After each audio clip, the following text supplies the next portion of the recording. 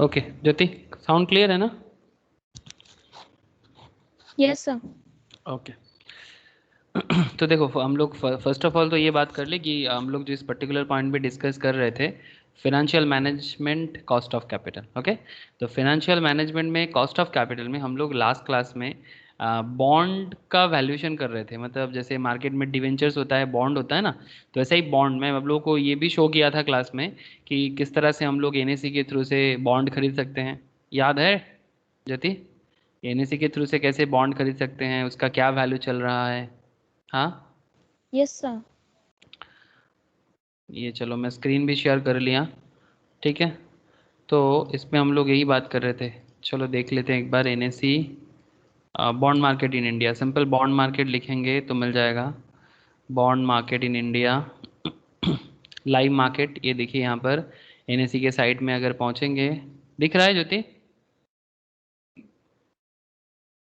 Yes sir. Sir ये मैंने खुद से भी एक बार चेक किया था। क्या, वेरी गुड सा। तो बेसिकली क्या है कि ये जिस तरह से बॉन्ड हम लोग यहाँ पर शो करते हैं, हम लोग इन्वेस्ट भी कर सकते हैं इस बॉन्ड पे, है ना? इन्वेस्ट करके हम लोग अपना मतलब डेब्ट सिक्योरिटीज़ को भी इन्वेस्ट करने के लिए काफ़ी अच्छा एरिया है। तो जैसे यहाँ पर हम लोग देख पा रहे हैं कि एनटीपीसी का शेयर जो बॉन्ड जो है, शेयर नहीं, हाँ रेगुलर बॉन्ड है, कुछ टैक्स फ्री बॉन्ड होते हैं। दो तरह का होता है मेनली, एक रेगुलर एक टैक्स फ्री। कूपन रेट इसका चल रहा है 8.49, face value 13, last traded price इतना चल रहा है 13.65। ठीक है, इस तरह से आपको डिफरेंट काइंड ऑफ अलग अलग कंपनी का बॉन्ड भी दिख जाएगा। ठीक है, कॉर्पोरेट बॉन्ड में जाओ तो कॉर्पोरेट बॉन्ड दिखेगा। यहाँ पर करेंटली कॉर्पोरेट बॉन्ड, ये देखो national bank for agriculture and rural development, NABARD का भी बॉन्ड होता है। ठीक है, तो इस तरह से आप अलग अलग बॉन्ड के साथ जा सकते हो। ठीक है, अब ये जो करेंटली हम लोग जिस पर्टिकुलर पॉइंट को फाइनेंशियल मैनेजमेंट में कर रहे हैं, वो एक्चुअली वही है कि ये जो बॉन्ड है, वो बॉन्ड का क्या सही दाम चल रहा है, ये रेटिंग एजेंसी रेटिंग तो देता है। तो वही ये एक फाइनेंशियल मैनेजमेंट का अंदर वाला तरीका है जो एफएम हमें सिखाते हैं कि किसी भी स्टॉक का भी आगे आगे बात करेंगे, बट मेनली अभी हम लोग मेनली मतलब ये बॉन्ड डेब्ट इस सब के बारे में ज़्यादा बात करेंगे फिलहाल। ठीक है, तो ये किस तरह से हम लोग मार्केट में इन्वेस्ट कर सकते हैं और उसका वैल्यूएशन हम लोग किस तरह से पता कर सकते हैं। एक्चुअली देखो, एज ए फिनेंशियल मैनेजर आपका बहुत बड़ा रोल प्लेइंग होता है ना कंपनी में। आपको कंपनी का फाइनेंशियल एडवाइजर के तौर पे काम करना होता है। तो फाइनेंशियल एडवाइजर के तौर पे, चाहे आप security market company related company हो या फिर किसी भी कंपनी में आप एज ए फाइनेंस मैनेजर काम करो, तो वो कंपनी कहाँ इन्वेस्ट करेगा, वहाँ से रिटर्न कितना आएगा, ये सारा का सारा डिसीजंस एक्चुअली एक फाइनेंस के जिसके पास नॉलेज होता है उसके पास होता है। ओके, तो जिस पर्टिकुलर क्वेश्चंस हम लोग कर रहे थे उसमें हम लोग एक बार देख लेते हैं। क्वेश्चन क्वेश्चन क्या था? सर बोलो सर। अभी जो हम लोग एनएससी के साइट पे देख रहे थे वो बॉन्ड कैसे लेगा करके, हाँ उसमें एक कॉलम था ना रेगुलर और टैक्स फ्री का। हाँ हाँ हाँ। तो उसका क्या मतलब है, लाइक टैक्स फ्री और मतलब रेगुलर? टैक्स फ्री मतलब उससे जो भी इनकम होगा उस पे वो टैक्स एग्जेम्प्टेड है, सिंपल बात। टैक्स फ्री मतलब टैक्स पे कोई मतलब इनकम टैक्स नहीं लगेगा, और जो रेगुलर है उस पे टैक्स लगता है। जैसे ये मत, मतलब वो कंपनी का बॉन्ड, मतलब वो कंपनी जो भी इनकम कर रहे हैं उस पे टैक्स नहीं लगता, वो कंपनी टैक्स नहीं देते। नहीं नहीं, कंपनी नहीं, आपका जो इनकम होगा वहां से, आप ये वाला बॉन्ड खरीद के बाद में जब सेल करोगे ना, जैसे ये, यस सर। ठीक है, यहाँ से आपको कूपन अमाउंट में इनकम होगा ना।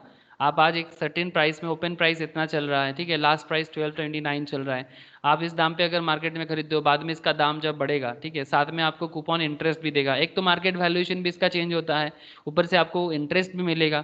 तो अगर टैक्स फ्री है तो जो इंटरेस्ट आप कमाओगे वो एग्जेम्प्टेड है, अगर टैक्स फ्री बॉन्ड है तो। मतलब this is for investor, not for the company. Okay, जैसे रेगुलर मतलब क्या हो गया, वो टैक्सेबल, मतलब उसमें अगर आप इन्वेस्ट करोगे वो टैक्सेबल होगा, मतलब उसका टैक्स आपको सरकार को देना पड़ेगा, मतलब जो भी तो वहां से सर अर्न मतलब करोगे। ये कह रहे कि ये बॉन्ड से तो हमें इंटरेस्ट मिल रहा है ना, एंड हाँ देन इक्विटी से हमें डिविडेंड मिलता है, इसलिए डिविडेंड जो हमारा इनकम है, डिविडेंड इनकम, वो एग्जेम्प्टेड हो जाता है।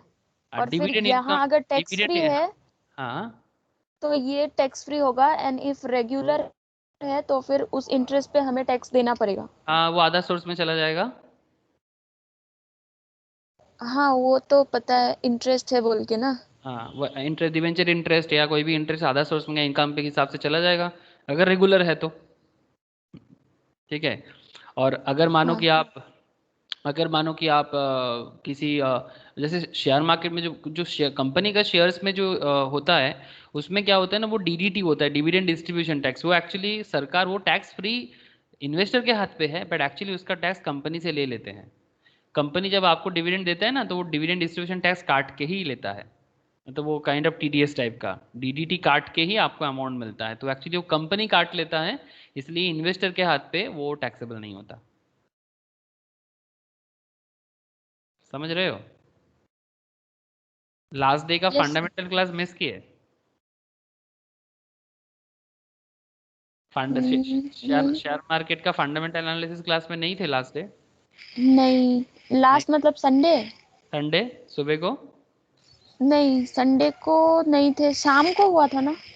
हाँ शाम को हुआ था। तो नहीं थे तो फिर मांग लेना, वहां पर मैंने था इसके बारे में बात किया ओ, था सर। था। तो वहां पर भी तो ये बात कर रहा था। हाँ मतलब वो थोड़ा ये टैक्स फ्री और रेगुलर के ठीक उसमें। है, अभी समझ में आ गया ना? हाँ ओके ठीक है। अच्छा, तो देखो ये जो क्वेश्चन था, इस क्वेश्चन पे बात करें। ये क्वेश्चन जो था, yield on सिमिलर बॉन्ड्स। अच्छा, we are responsible for the plain vanilla bonds. ठीक है, ये प्लेन वैनिला बॉन्ड है, only that is bond with a constant coupon rate. इसका एक कांस्टेंट कूपन अमाउंट है, मतलब इंटरेस्ट अमाउंट है। कूपन मीन्स इंटरेस्ट ना, coupon means actually interest. Interest. आप लोग यहाँ पर भी देखें हम लोग कि इसमें कूपन होता है, ये देखो कूपन रेट है ना। तो कूपन इज, कूपन एक कांस्टेंट कूपन रेट होगा। ठीक है, तो coupon amount is interest and one short redemption, मतलब एक शॉर्ट रिडेम्पशन करेगा। ठीक है, कंसिडर ए बीबी, रिडेम्पशन मतलब जो बाद में आप इसको सेल कर दोगे तो आप उसको रिडीम करके निकल जाओगे, मतलब जो भी वैल्यूएशन है आपको मिल जाएगा, इंटरेस्ट वगैरह भी आपको अर्निंग हो जाएगा।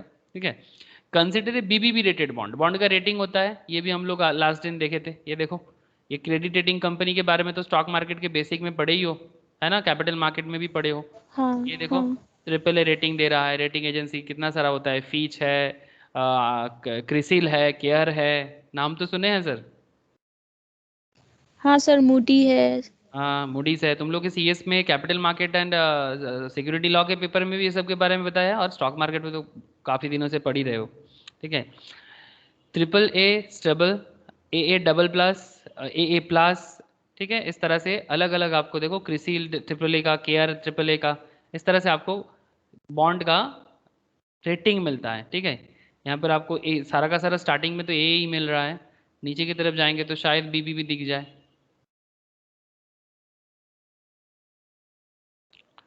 तो बी है, सर क्या सारा क्रेडिट रेटिंग कंपनीज रेट देते हैं या फिर एक कोई एक पर्टिकुलर देने से भी हो गया? वो डिपेंड करता है वो पर्टिकुलर कंपनी किससे रेटिंग करा रहा है, रेटिंग करवाना पड़ता है ना, रेटिंग करवाना पड़ता है। अगर आपको मार्केट में अपना प्रोडक्ट, ये जो कंपनी है, लाइक एनटीपीसी का बॉन्ड है, एनएचएआई का बॉन्ड है, हार्टको का बॉन्ड है, ठीक है, अलग अलग कंपनी का बॉन्ड है ना, तो जो कंपनी है उसको रेटिंग करवाना पड़ेगा। ठीक है, रेटिंग के लिए रेटिंग एजेंसी को बुलाना पड़ेगा, उसका वैल्यूएशन करना पड़ेगा, हमारे बिजनेस का वैल्यूएशन करना पड़ेगा। ठीक है, फिर जाके बिजनेस के हिसाब से वो बताते हैं। ठीक है, आपको जिस कंपनी का अथॉरिटी है रेटिंग देने का, ठीक है, जिन्होंने रेटिंग का काम करते हैं और जो जिनके पास रेटिंग का टेक्नोलॉजीज वगैरह है, ठीक है, मेथोडोलॉजीज हैं, ठीक है, वही कर सकते हैं, और वो कंपनी बुला के करते हैं। समझ में आ रहा है? मतलब हम चूज कर सकते हैं कि हमको किससे हाँ हाँ रेटिंग हाँ, करवाना है। ऑब्वियसली आप चूज कर सकते हो आपको किससे करवाना है। वो एजेंसी है ना, एजेंसी को तो चूज ही कर सकते हो आप। ठीक है, तो consider BBB rated bond of A cement company, इसका फेस वैल्यू 1000 था, कूपन रेट 12% था, मैच्योरिटी था 5 साल का, ये क्वेश्चन था। अच्छा, और बोला था yield on similar bonds available in market is 14%। Okay, market price of the bond कितना है? 920। Calculate the intrinsic value of the bond and give your investment advice. Calculate yield to maturity, आपको पूछा जा रहा है यील्ड टू मैच्योरिटी बताओ of the bond and give your investment advice. तो यहाँ पर दो सवाल था, तो एक सवाल का जवाब हम लोगों ने दिया था, intrinsic value means you all know, intrinsic value मतलब क्या होता है? Actual value. एक्चुअल वैल्यू, जो इसका ओल्ड वैल्यू भी बोल सकते हो आप। ठीक है, तो अगर हमें ओल्ड वैल्यू या एक्चुअल वैल्यू पता चल जाए तो हम लोग समझ सकते हैं कि ये बॉन्ड कितना क्या प्राइस पे चल रहा है और क्या एक्चुअल दाम होना चाहिए इसका। तो ज़्यादा चल रहा है, अंडर वैल्यूड है, ओवर वैल्यूड है, इसका पता चल जाता है। ठीक है, इसका कैलकुलेशन हम लोगों ने लास्ट डे किया था। आज हम लोग इसको कैलकुलेट करेंगे, that is yield to maturity का, एंड हमारा इन्वेस्टमेंट एडवाइस भी देंगे। तो चलिए, इंट्रिंसिक वैल्यू को जब हम लोग देख रहे थे, इंट्रिंसिक वैल्यू का मतलब होता है शुड बी प्राइस्ड, जिसका मतलब है equals to present value of cash flows discounted at required rate of return, discounted at required rate of return, where required rate of return equals to yield on similar bonds। Record rate of return मतलब आपको जो, मतलब इस particular company को जो return चाहिए, क्या return चाहिए उनको, उनको ये रिटर्न चाहिए कि यील्ड ऑन सिमिलर बॉन्ड्स, मतलब सेम काइंड ऑफ बॉन्ड जो मार्केट में रिटर्न प्रोवाइड कर रहे हैं, एटलीस्ट उतना रिटर्न तो उसको चाहिए ही चाहिए, जिसका रेट हमें पता चल गया कि ऐसा कंपनीज मार्केट में 14% रिटर्न कमा रहे हैं, तो फिर 14% का रिटर्न तो हमें चाहिए। तो फिर सिंपल बात है, present value of cash inflows discounted at record rate of return, पर record rate of return equals to yield on similar bonds. Now इसको सॉल्व कैसे करना है। कूपन रेट जो है हमारा 120, ठीक है, कूपन रेट 120 कहाँ से मिला ज्योति, कूपन रेट यहाँ से मिल गया था ना, 1000 का face value, coupon rate 12%, face value का जितना कूपन रेट होगा उतना उतना इंटरेस्ट का वैल्यू तो हमें मिलेगा। ठीक है, सिंपल।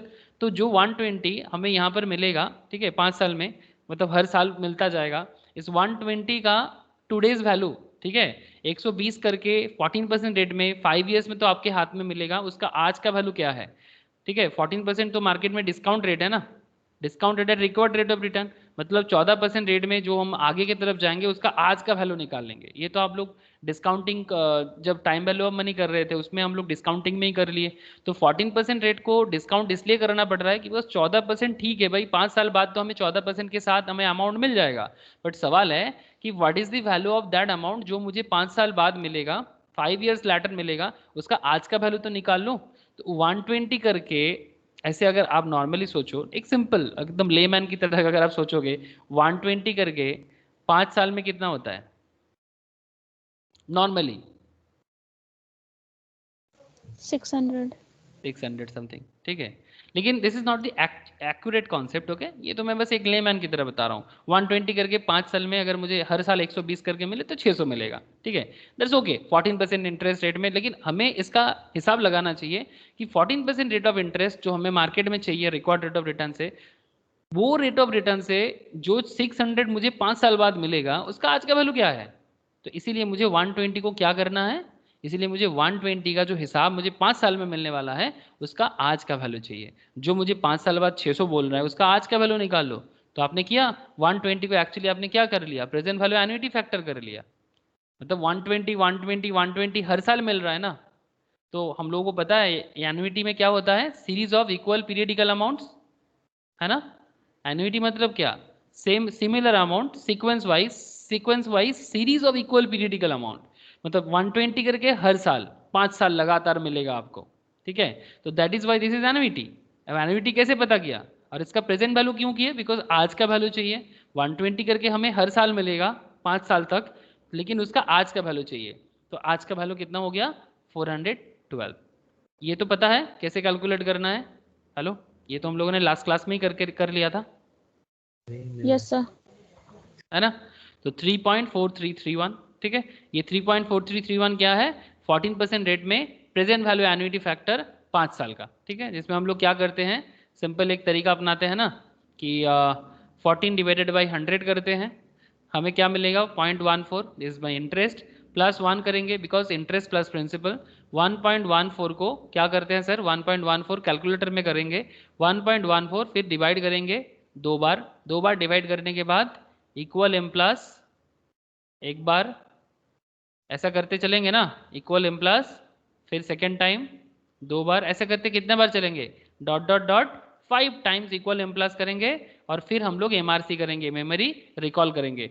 फिर जो अमाउंट आएगा उसको हमें इंटू कर देना पड़ता है, जो भी हमारा एनुइटी अमाउंट है, मतलब जिसका एनुइटी कर रहे हैं, तो इसी तरह से कैलकुलेट हो जाता है। तो वो 3.4331 जो मिला है यहाँ पर 3.4331, ये एक्चुअली जो सिस्टम से मैंने अभी बताया उसी सिस्टम से आता है, याद है ना सर, या फिर मैं फिर से एक बार रिकॉल कराऊँ। सर जीटी से भी आता है। हाँ हाँ, जीटी से भी आएगा, जिसके कैलकुलेटर में जीटी रहेगा वो जीटी भी यूज़ कर सकते हैं ऑब्वियसली। ठीक है, जैसे ये कैलकुलेटर में जीटी नहीं दिख रहा है ना, तो इस कैलकुलेटर में क्या होगा 1.14, मतलब 14% को जब तोड़ते हैं, डिवाइड कर दिए, पहला इक्वल में नहीं आया, सेकेंड इक्वल में इधर आता है, ठीक है। तो फर्स्ट इक्वल एक बार इक्वल हो गया, इक्वल m प्लस करेंगे, ठीक है। फिर एक बार, दो बार, तीन बार, चार बार, पांच बार, जितना आया उसको क्या करना है, मेमोरी रिकॉल करना है। क्या आया 3.4331, मतलब 0 के बाद 8 है तो 1 ले सकते हैं ना ज्योति, ओके। Yes sir. है ना, 0 के बाद 8 है तो 1 आराम से ले सकते हैं, तो 3.4331। ये जो 3.4331 आ रहा है ना, this 3.4331 this is called present value annuity factor, okay. तो जो हम लोगों ने यहाँ पर ऑलरेडी करके रखे 3.4331, and this present value annuity factor is a very easy thing, जो हम लोग already time value of money chapter में बार बार करके आए हैं। तो it's a very interesting area, इसीलिए मैं बार बार बोलता हूँ कि टाइम वैल्यू ऑफ मनी को अच्छे से पढ़ने से ना आगे का फाइनेंस का जो भी चैप्टर हो, मतलब जिंदगी में जितना मर्जी फाइनेंस करो लो, कभी दिक्कत नहीं होगा। But please time value of money को बहुत अच्छे से करने का बहुत ज़रूरत है, ओके। तो 120 इंटू 3.4331 PVAF जब भी हम लोग कर लिए तो हमारा ये वैल्यू आ रहा है 3.4331 इंटू 120 जैसे करेंगे, ठीक है। इसको इंटू कर देंगे 120 के साथ, तो कितना वैल्यू आ रहा है 411.96, दैट मीन्स 412। अच्छा, अब दूसरा वाला सवाल मन में आ सकता है, ठीक है सर, कि इसका तो समझ गए। अब 1000 अमाउंट जो है, मतलब जो हमारा फेस वैल्यू है, इसको प्रेजेंट वैल्यू इंटरेस्ट फैक्टर क्यों करेंगे? सिंपल बात है, ये 1000 तो मुझे हर साल नहीं मिलेगा ना, ये 1000 करके मुझे हर साल थोड़ी मिलेगा, मतलब 5 साल में एवरी ईयर थोड़ी मिलेगा। क्या ज्योति, एवरी ईयर तो नहीं मिलने वाला है ना। नहीं सर। तो रिडेम्पशन वैल्यू में जब मुझे रिडेम करेगा तब मुझे 1000 मिलेगा 5 साल बाद 14% रेट में। तो सवाल है कि 14% रेट में 5 साल बाद जब मुझे 1000 मिलेगा, उसका आज का वैल्यू निकाल लो। तो इसको कहते हैं present value interest factor. This is simple discounting, एकदम सिंपल बताया जाए तो दिस इज सिंपल डिस्काउंटिंग। तो ऑब्वियसली इसीलिए देखो मैंने यहाँ पर एक बहुत गजब पॉइंट लिखा, अगर थोड़ा सा ध्यान दोगे तो समझ में आ जाएगा। प्लीज थिंक लॉजिकली, लिखा हुआ होगा कॉपी में, as well as mathematically that answer would be less than 1000। obviously 1000 का 14% रेट में 5 साल का वैल्यू तो 1000 से कम ही होगा ना, डिस्काउंट करेंगे 1000 का यस 14% रेट में 5 साल का वैल्यू 1000 से कम ही होगा, तभी तो डिस्काउंट का मतलब आता है। तो सिंपल इसको कैसे सॉल्व करना होता है, सिंपल सॉल्व होता है ये 1000। अगेन इंटरेस्ट रेट तो 14 है, मतलब रिकॉर्ड रेट ऑफ रिटर्न हमारा 14 है, इसलिए 1.14। इस रेट में एक्चुअली हमें सभी चीज को कैलकुलेट करना है। 1.14 कैसे है तो समझ गए ना, 14 डिवाइडेड बाई 100 प्लस 1.14, मतलब 1 टका डालने से 1 टका 14 पैसा होता है। 1 rupee, if you invest 1 rupee then you will get back 1.14 rupees, that is 0.14 is your interest and 1 is your principal amount. Now अब इसमें डिवाइड करेंगे, ठीक है, एक बार डिवाइड मार दिए। अब डिवाइड के बाद अभी इसको इक्वल एम प्लस करने का जरूरत नहीं है, because this is not annuity. Simple क्या करेंगे ज्योति, सिंपल इक्वल्स टू दबाएंगे, है ना। Yes sir. तो फर्स्ट इक्वल दबाने से आपका पहला फैक्टर आया, फिर कितना बार करना है factor, 5 bar, yes 5 yes times, sir. Because आपका पावर 5 बार का है, मतलब नंबर ऑफ ईयर आपका 5 है। तो 1 2 3 4 5, जो अमाउंट आया this is the factor, present value interest factor. इसको आपको इंटू कर देना है किसके साथ, ये जो 500, ये देखो ये 0.51936, देखो मैंने लिख के रखा 0.51936, और हमारा कैलकुलेटर में भी आ रहा है 0.51936, ठीक है। पूरा लिखने का जरूरत नहीं होता, अप्रॉक्स लेने से होगा। इसको इंटू कर देंगे 1000 के साथ, तो 0.51936 को जब 1000 के साथ इंटू कर दिया तो हमारा वैल्यू आ रहा है 519। दैट मीन्स जो 1000 आपको 5 साल बाद मिलेगा 14% रेट में, उसका आज का वैल्यू 519 है। दैट मीन्स इसका सिंपल मतलब समझते हैं, अगर आज आपके पास 519 है और मार्केट में इंटरेस्ट 14% है, अगर आप रख लो तो 5 साल बाद आपको 1000 मिलेगा, ठीक है। तो जो 1000 आपको 5 साल बाद दिख रहा है ना, 1000 in after 5 years, that means today 519, 14% market में इन्फ्लेशन चल रहा है एक तरह का, आप ऐसा समझ लो, तभी आपको 14% मिल रहा है। इसीलिए डिस्काउंट 14% में करना लॉजिकल होता है, ठीक है। महंगाई है 14% का, महंगाई तभी बाद में 14% मिलेगा, तो इसीलिए 14% में उसको करना लॉजिकल ऐसे माना जाता है। तो 519 एंड 412, तो टोटल कर लो, एक तरफ इंटरेस्ट एक तरफ फेस वैल्यू, दोनों इंटू हो प्लस हो गया, तो 931 आपका इंट्रिंसिक वैल्यू आया। ये तो क्लियर है ना। हिसाब तो क्लियर है। ये तो actually time value of money chapter करने से ये हिसाब क्लियर हो जाता है, इसमें कोई ज़्यादा प्रॉब्लम नहीं है। लेकिन सवाल है कि ये 931 हमारा ज़्यादा आया या कम आया, market price of the bond कितना चल रहा है, बोलो ज्योति, मार्केट प्राइस कितना 920। चल रहा है? 920, ठीक है।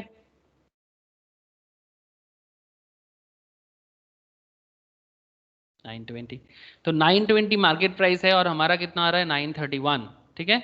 तो 931 वैल्यू आ रहा है, इंट्रिंसिक वैल्यू आ रहा है। तो क्या करें, इन्वेस्ट करना चाहिए कि नहीं चाहिए? करना चाहिए।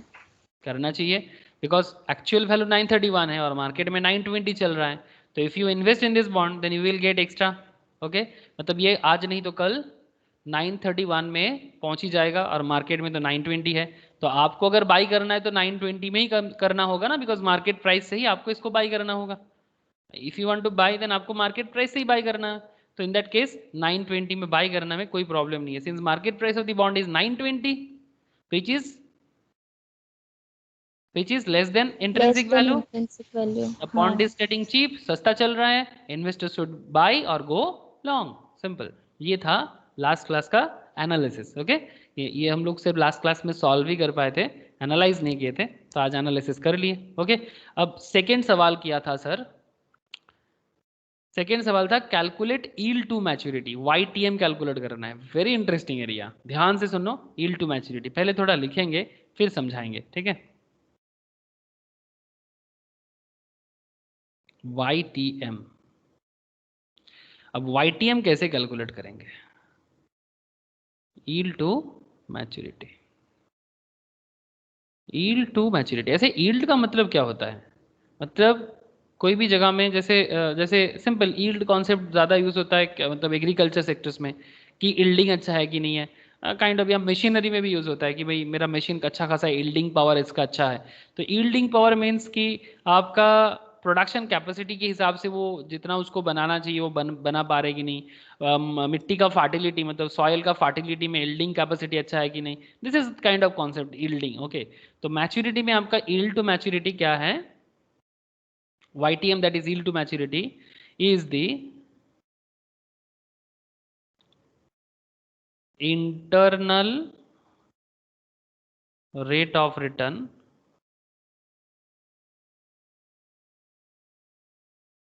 of a bond.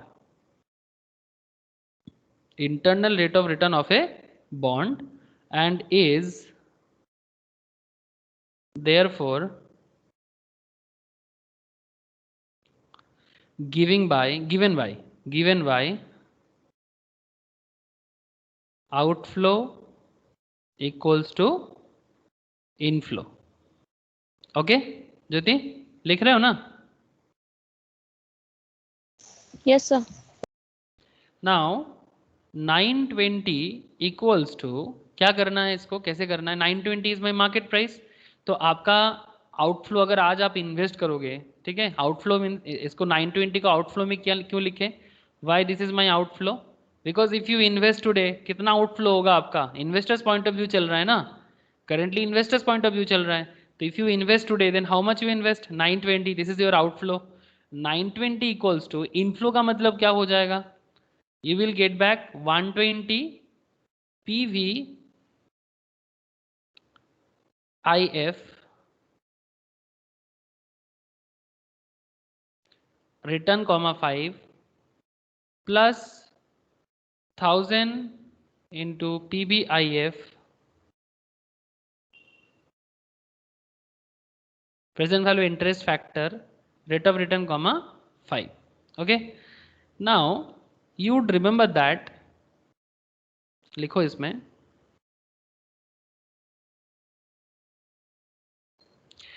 अच्छा ये रिमेंबर वाला पॉइंट ना कैपिटल बजटिंग करने के बाद समझ में आ जाएगा। यू रिमेंबर दैट, लिख के रखो, जब कैपिटल बजटिंग करेंगे कनेक्शन हो जाएगा। You remember that you use to then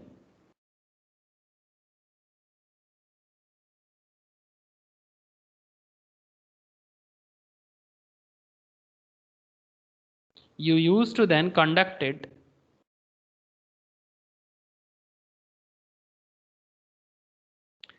trial and error method, trial and error process, trial and error process for finding R. For finding R. A normal person hits it. A normal person hits it. मैं समझाता हूं, don't worry. Logically, for plain vanilla bonds,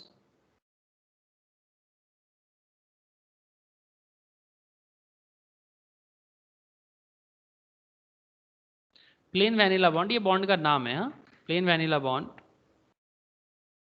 YTM is allowed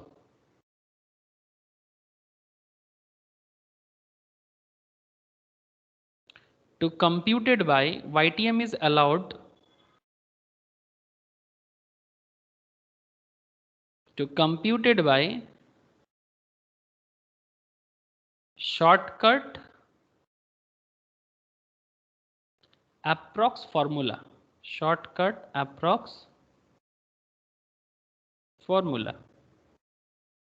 formula मैं बताता हूं क्या होता है. Formula YTM का, YTM approximately equals to, this is the sign of approximately equals to, okay, approximately equals to interest plus, बड़ा मतलब important एक फॉर्मूला बता रहा हूं, ठीक है, बहुत काम आने वाला है.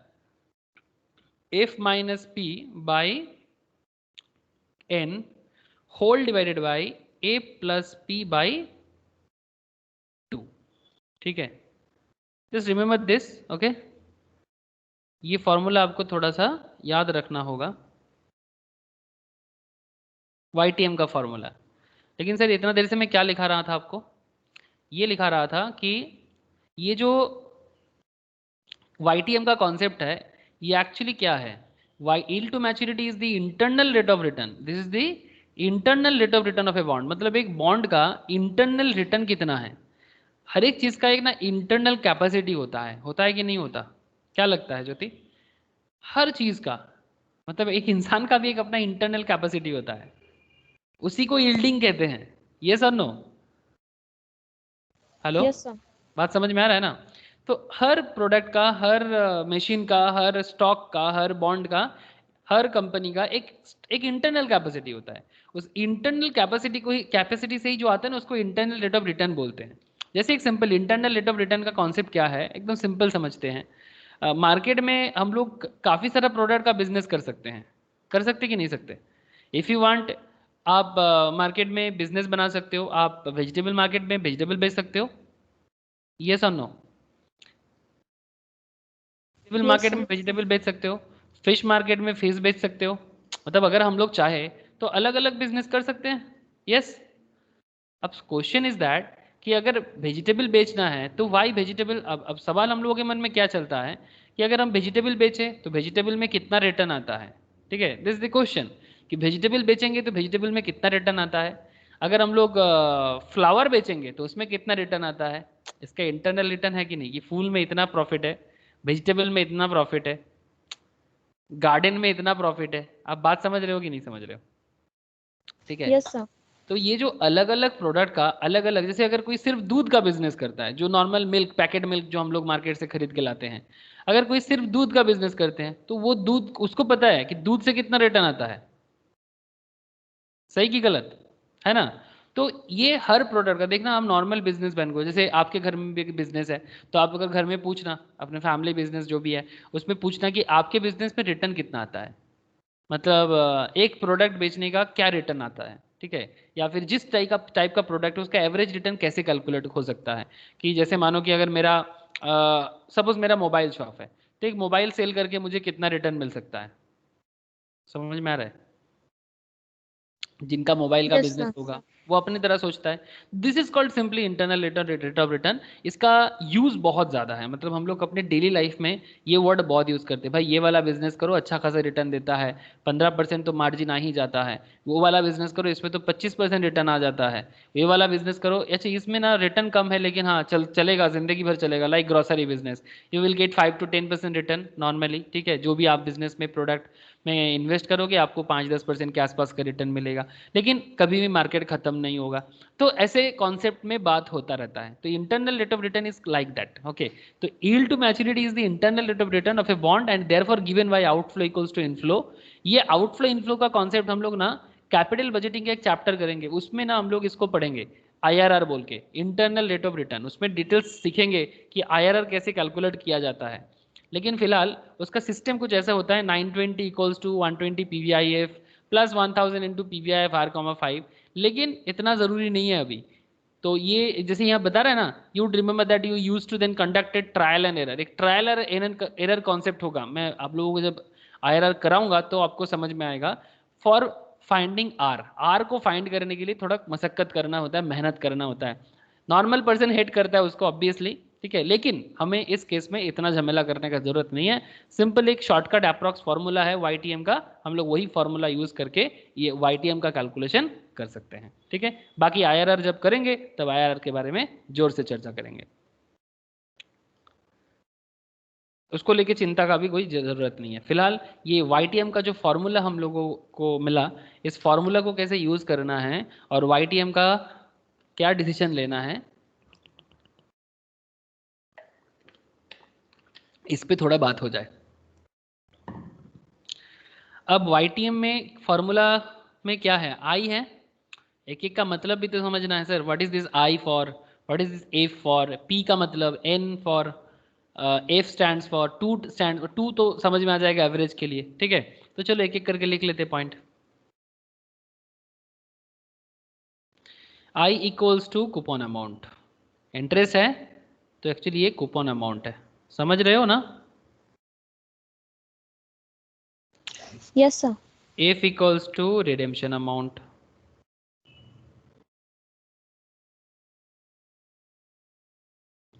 आई F P, P equals to current market price, कभी कभी पी जीरो भी लिखा जाता है, हाँ, करेंट मार्केट प्राइस। और क्या है, एन, एन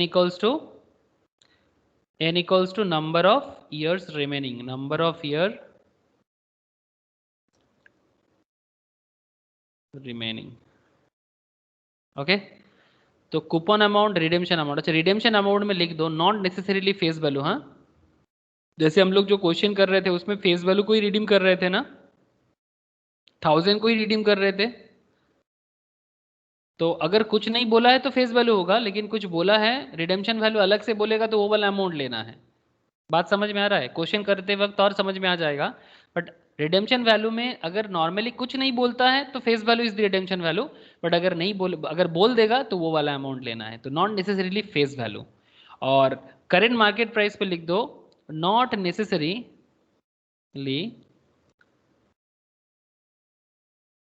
जरूरी नहीं है, द इशू प्राइस समटाइम्स एगो, not necessarily the issue price, जिस दाम पे इशू हुआ था, इशू प्राइस समटाइम्स एगो, ठीक है, समझ में आया। आई का मतलब, एफ का मतलब, पी का मतलब, एन का मतलब, हेलो, यस सर। ओके। अभी फॉर्मूला में फटाफट पुट करो और वाईटीएम का हिसाब निकालो। वाईटीएम इक्वल्स टू, अच्छा इंटरेस्ट कितना है, बोलो सर, इंटरेस्ट कितना है, 120 ना, कूपन अमाउंट ना। Yes sir. अच्छा face, F for face value, F for redemption amount, not necessarily face value, but हमारे क्वेश्चंस में redemption value and face value same है ना। ये देखो क्वेश्चन फिर से पढ़ रहा हूँ मैं, again I read the question, कहाँ चला गया this, consider BBB rated bond, cement company, face value 1000, coupon rate 12%, maturity in 5 years. Redemption के बारे में अलग कुछ वैल्यू नहीं बोला तो फेस वैल्यू रिडेम्पशन हो जाएगा। अगर अलग वैल्यू बोलेगा तो वो वैल्यू वाला वो अलग वैल्यू रिडेम्पशन वैल्यू होता है। तो 120 plus F minus P divided by 2, तो एफ फॉर क्या हो जाएगा 1000। हेलो,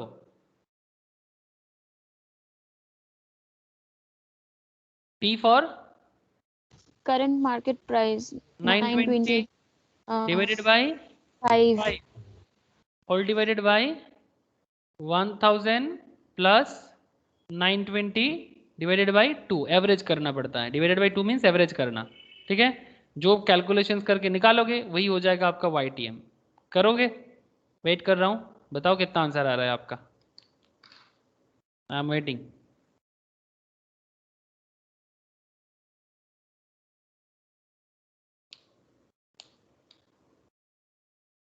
14.16%।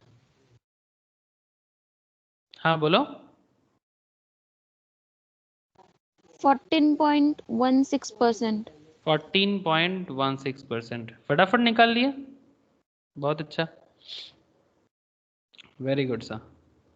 14.16%, ठीक है, या फिर 17 भी बोल सकते हो, 6 के बाद थोड़ा बहुत ज़्यादा हो सकता है तो 14.17%, हाँ, ठीक है। एक्यूरेट करने के लिए 17 कर सकते हैं। 17 कर सकते हैं, चलो 17 ही लिखते हैं। 14.17%। Now the big question comes now, okay, मतलब जो इस YTM कैलकुलेट करने के पीछे जो मेन ऑब्जेक्टिव था हम लोगों का, उस पर अभी पहुंचने वाले हैं हम लोग, ठीक है। तो 14.17 हमें क्या सिखाता है, मतलब क्यों कैलकुलेशन किए इतना ज़्यादा। एक फाइनेंशियल एडवाइजर के तौर पे हम क्या बता सकते हैं एडवाइजर इन्वेस्टर को कि भाई आपको इस बॉन्ड में इन्वेस्ट करना चाहिए कि नहीं चाहिए। सिंस बोलो तो करना चाहिए कि नहीं चाहिए। करना चाहिए। करना चाहिए, ओके, क्यों करना चाहिए।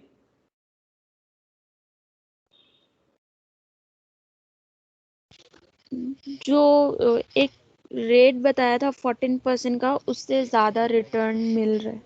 वेरी गुड सर, मतलब इस पर्टिकुलर बॉन्ड का internal rate of return market का जो अलग बॉन्ड है उससे ज़्यादा रिटर्न दे रहा है। Since YTM that is 14.17% is greater than RE that is record rate of return that is 14%, RE that is 14%, है ना। मतलब जो मार्केट में है, मार्केट में सिमिलर बॉन्ड्स, ये सिमिलर बॉन्ड्स जो मार्केट में है, तो सिमिलर बॉन्ड से ज़्यादा रिटर्न दे रहा है इसमें। 17% ज़्यादा तो है ही, या फिर कुछ नहीं तो उतना तो दे ही रहा है। 14.17 थोड़ा ज़्यादा तो है, 17% में बहुत कुछ हो सकता है। तो बॉन्ड इज ट्रेडिंग क्या हो जाएगा, इसका मतलब बॉन्ड इज ट्रेडिंग सस्ता चल रहा है, the bond is trading cheap. The bond is trading cheap and investor should go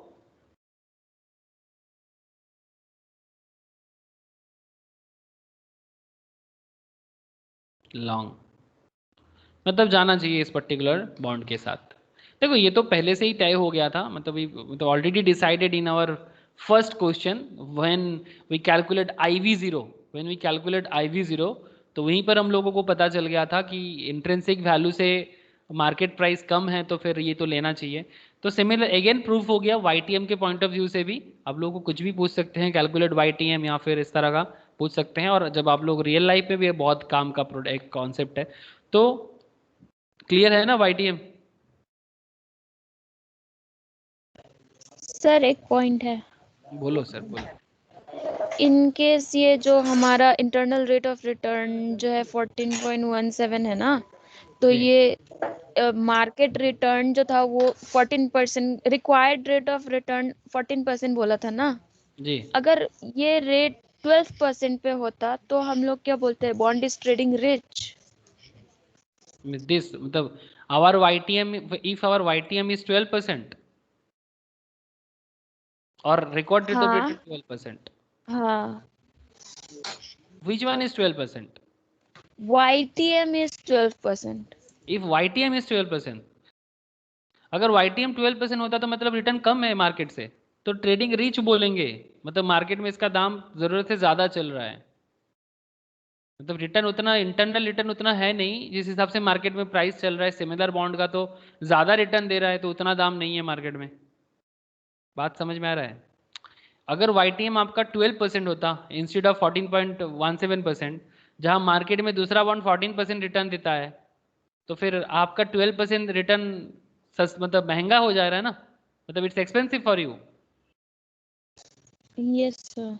है ना, मतलब 920 जो मार्केट में प्राइस चल रहा है सिमिलर बॉन्ड का, 920 जो मार्केट में प्राइस चल रहा है सिमिलर बॉन्ड का, आपका बॉन्ड 920 में 12% रिटर्न देता है, दूसरा बॉन्ड 920 में 14% रिटर्न देता है। Which one you should choose?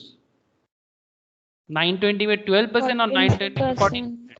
Obviously this one. तो विच वन इज एक्सपेंसिव? 920 में 12% इज एक्सपेंसिव, यस और नो? Yes sir. समझ में आया?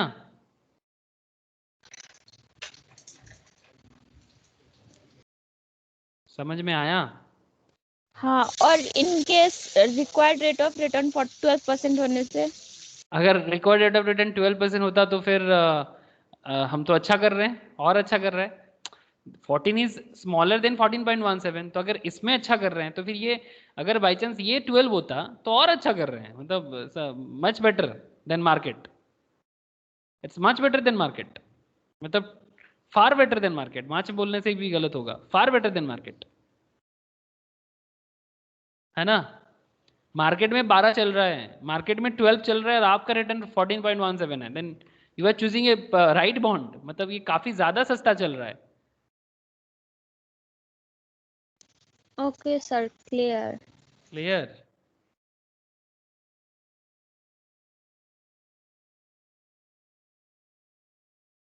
अभी तो लग रहा है कि स्टॉक मार्केट या फिर इन्वेस्टमेंट का दिमाग एकदम धीरे धीरे ओपन बहुत ज्यादा हो जा रहा है। हाँ, बहुत ज्यादा सर। चलो सर, अच्छा है, इतना तो होना ही चाहिए। फाइनेंस लेवल में पढ़ाई करते हैं तो इतना तो होना ही चाहिए, है ना। तब ना समझेंगे अपने आप को। ऑफ कोर्स, चलो लिखो, नोट लिखो एक। Of course if most market participants if most market participants start buying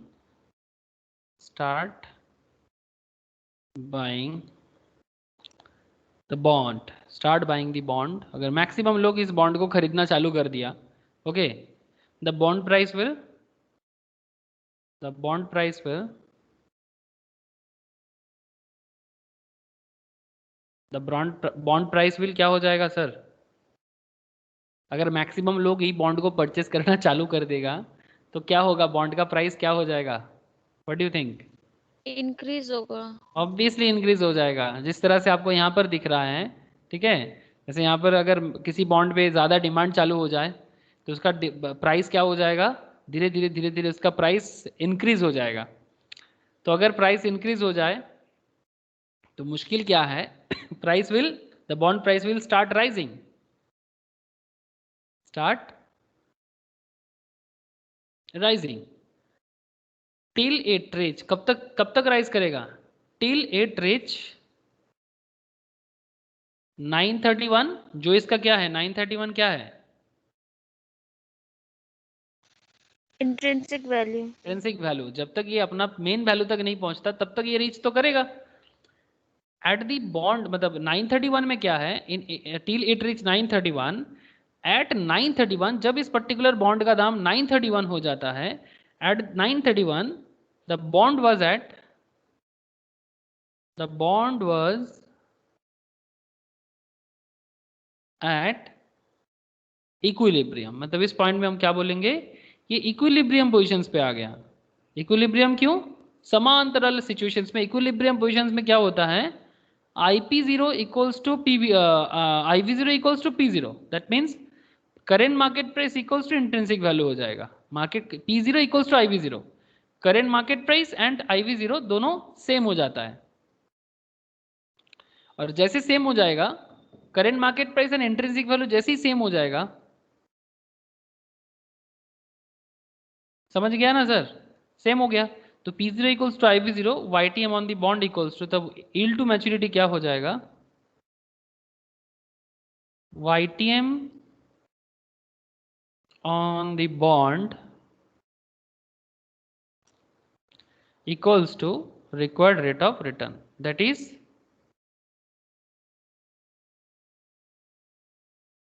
yield on similar bonds.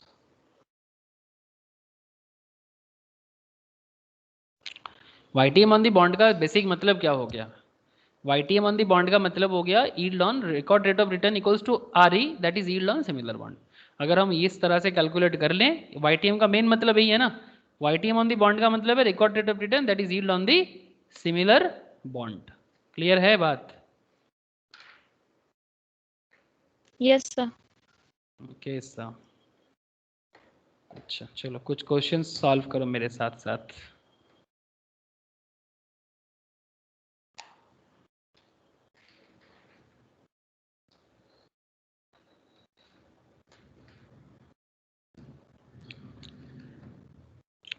चलो लिखो क्वेश्चन 1 क्लास वर्क, हाँ अभी करो।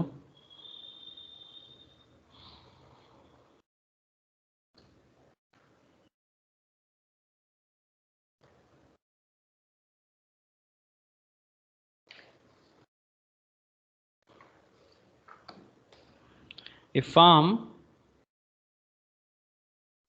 has a target debt equity ratio. Firm has a target debt equity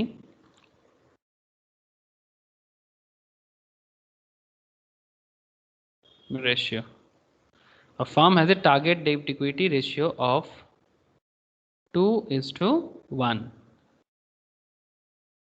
Post tax KD, KD means क्या है, KD means cost of debenture.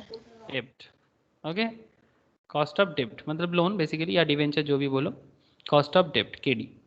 The post tax KD equals to 12% and KE that is equals to 20%, मतलब cost of equity। हाँ, equity का खर्चा कितना है company के लिए, 20%। कंपनी तुम्हें क्या पूछ रहे हैं, कैलकुलेट करके बताओ what is the WACC, weighted average cost of capital, okay, WACC या फिर KC, मतलब कॉस्ट ऑफ कैपिटल, WACC और KC, ठीक है, ये आपको क्वेश्चन पूछा गया है। करोगे अभी? चलो 2 मिनट टाइम है आपके पास।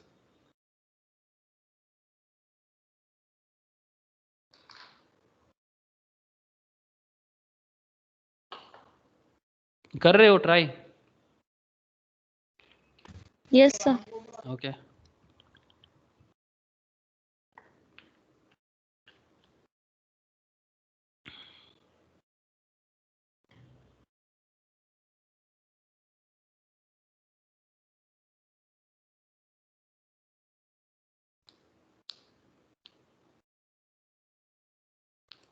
Am waiting for your answer. आपका आंसर हो जाए तो मैं आंसर बताऊंगा।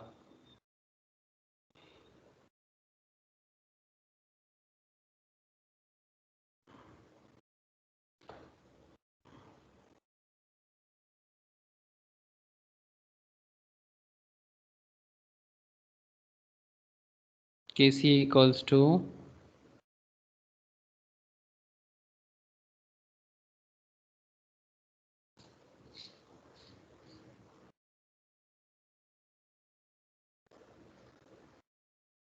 equals to WD into KD plus, अच्छा KD, D नीचे होता है, हाँ नीचे होता है ऐसा, WD into KD plus WE into KE, okay, तो WD into KD and WE into KE।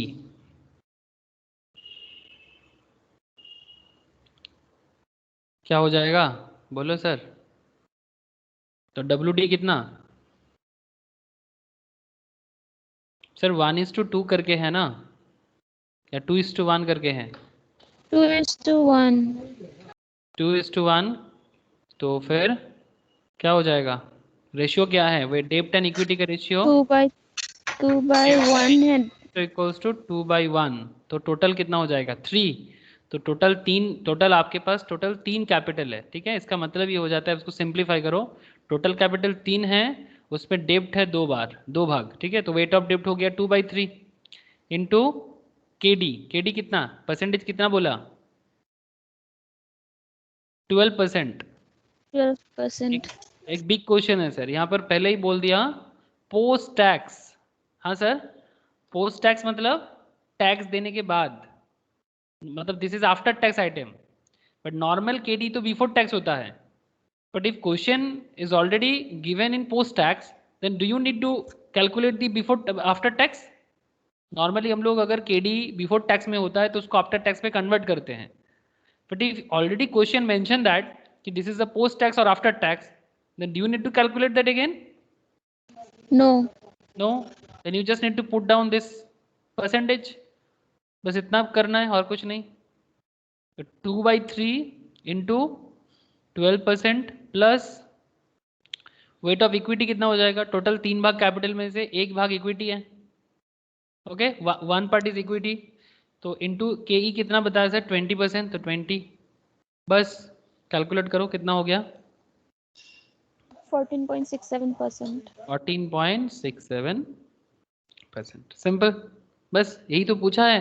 This is the केसी और डब्ल्यूएसीसी एक ही है। ये वेट करके बनाया गया ना, मतलब टोटल कैपिटल में से कितना वेट डेब्ट का है, कितना वेट मतलब डेब्ट मतलब कितना वेट डिवेंचर वगैरह का है या बॉन्ड का है, और कितना मतलब टोटल कंपनी का जो कैपिटल है उसमें कितना बॉन्ड और डिवेंचर से लिया है। जैसे रिसेंटली एसबीआई कार्ड ने बोला, खबर मिला है, एसबीआई कार्ड मार्केट से डिवेंचर उठाएगा।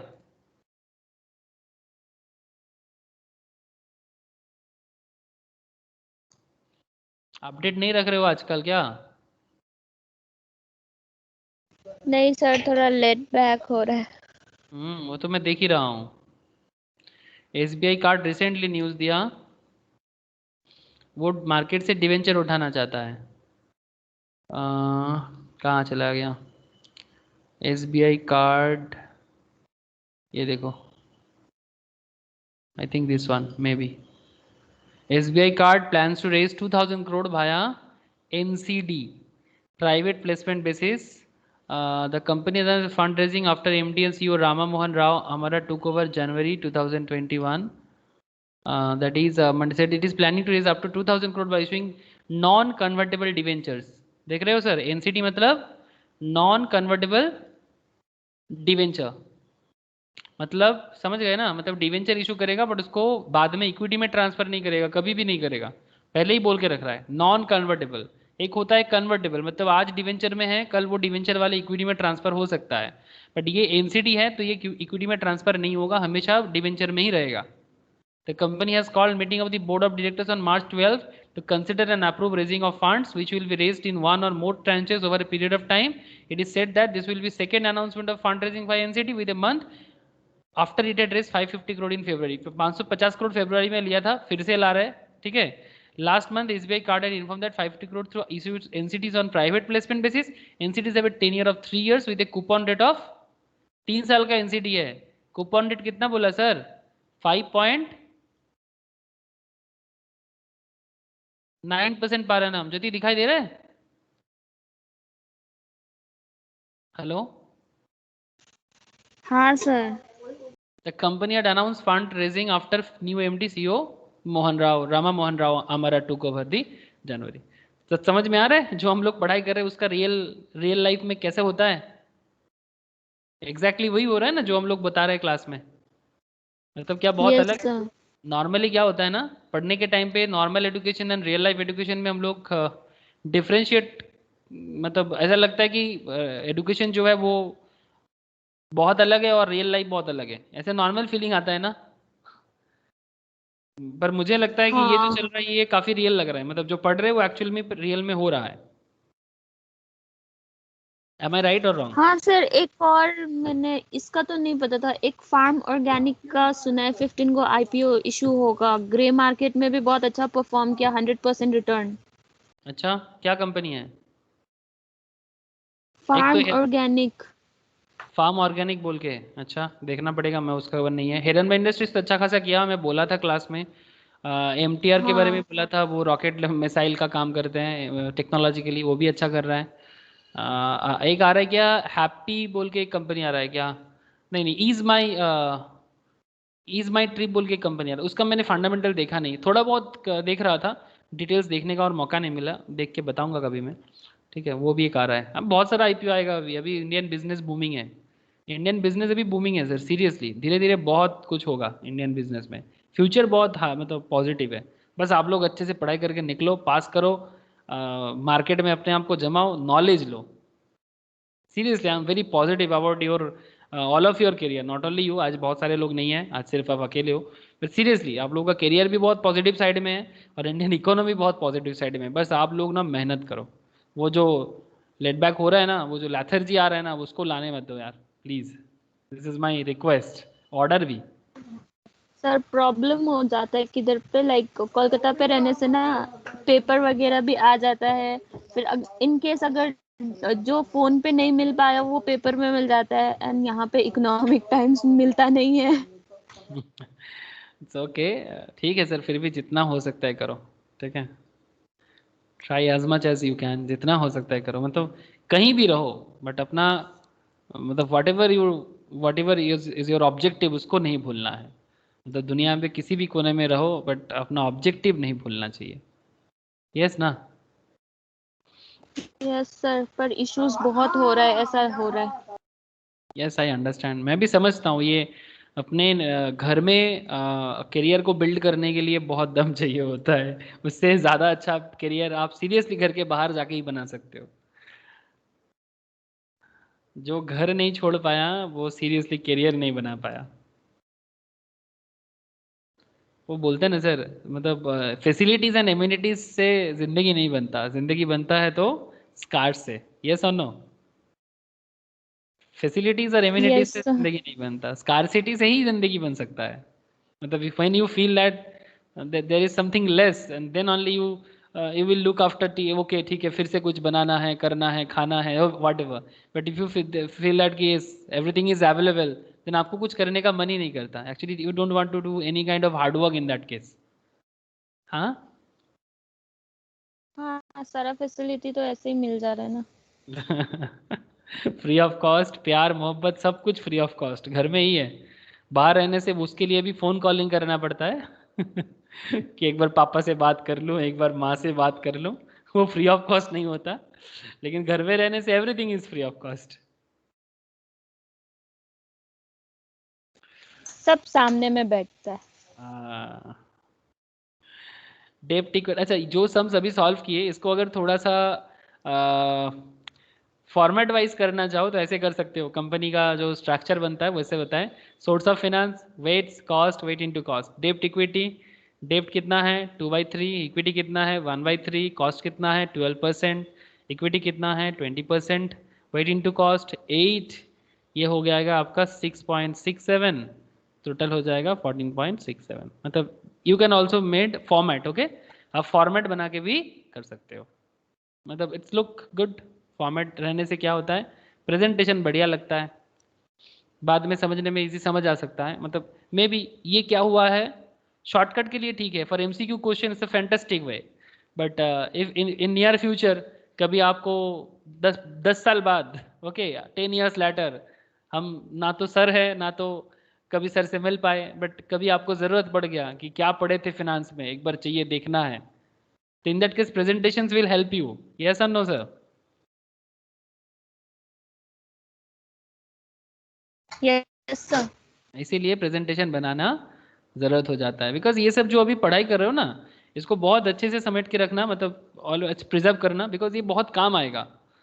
ठीक है, मतलब ऐसा पढ़ाई नहीं है कि बस एग्ज़ाम क्रैक कर लिया और भूल गए, बहुत प्रैक्टिस करना है, बाद में बहुत काम आता है। सीरियसली मेरा तो आता है सर, तभी मैं पढ़ा पाता हूँ। जो भी मैं पढ़ने के टाइम पे पढ़ा था वही सब चीज़ें मैं बार बार देखता हूँ, फिर न्यू अपडेट भी लेता हूँ, तब जाके मैं एक्चुअली पढ़ा पाता हूँ। लेकिन जो मैं पढ़ने के टाइम पे पढ़ा था जब आप लोग जैसे थे, वो वाला चीज़ ही मेरा काम आता है आप लोगों को समझाते वक्त, अपने खुद के अपडेशंस पे, एवरीथिंग तभी काम आता है।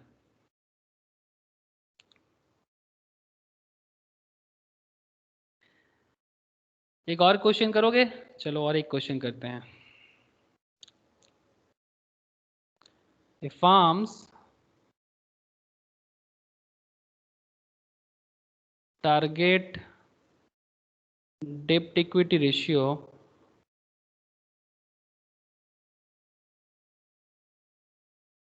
डेब्ट equity ratio equals to 0.5। Okay, 0.5 मतलब रेशियो है प्री टैक्स हाँ, pre tax KD equals to 16%, cost of equity equals to 20%, tax rate is equals to 30%, compute KC और WACC। हो जाएगा? हाँ करो फटाफट करके बताओ।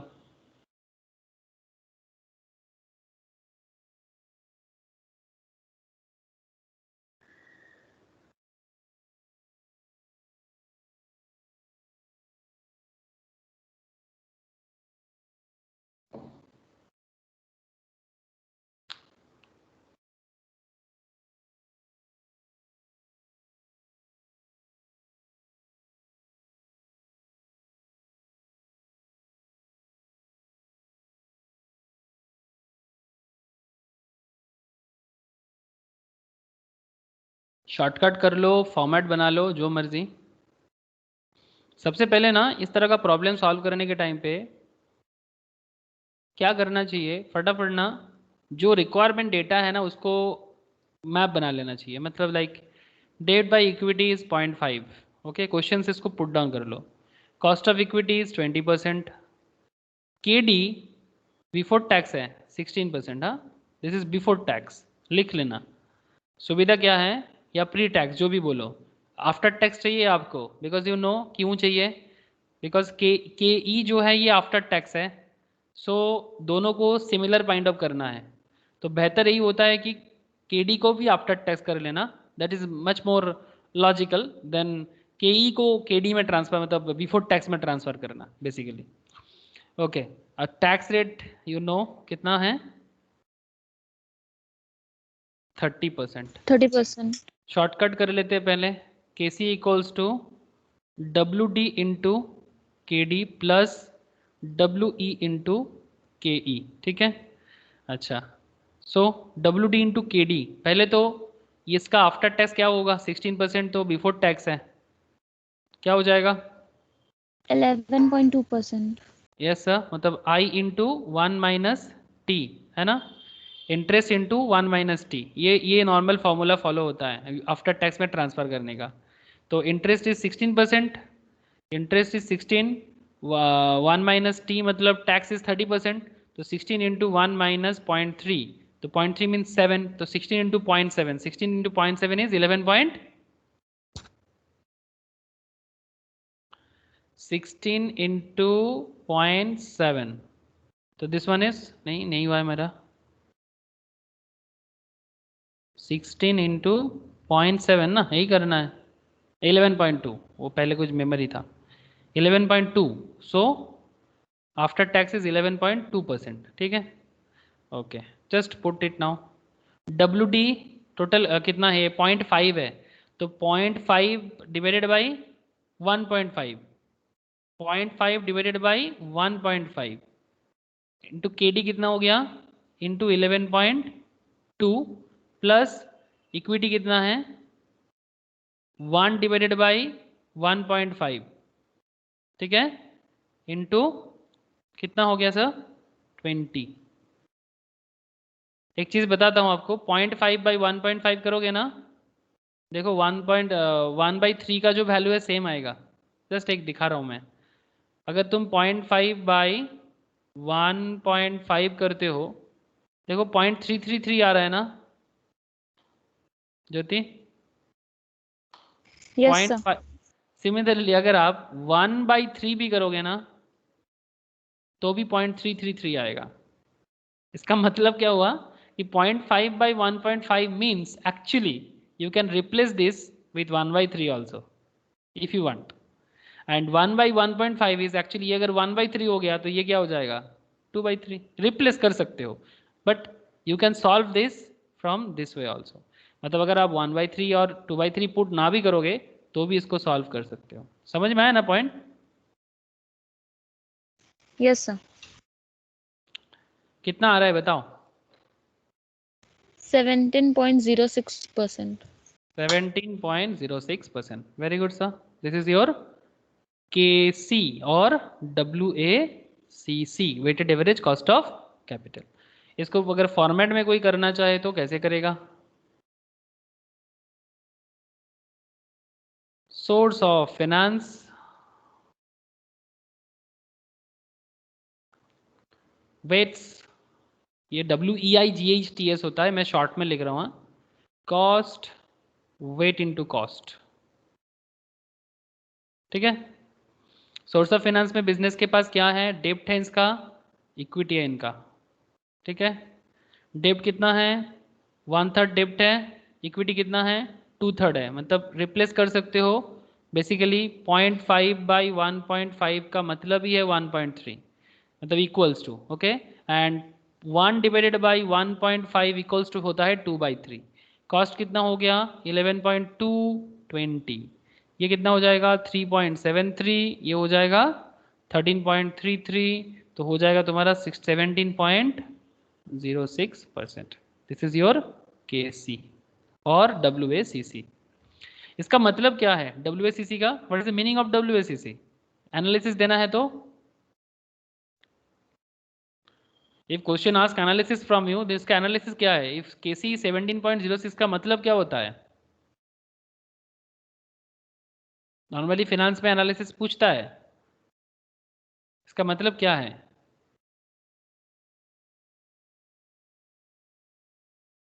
What is the meaning of KC?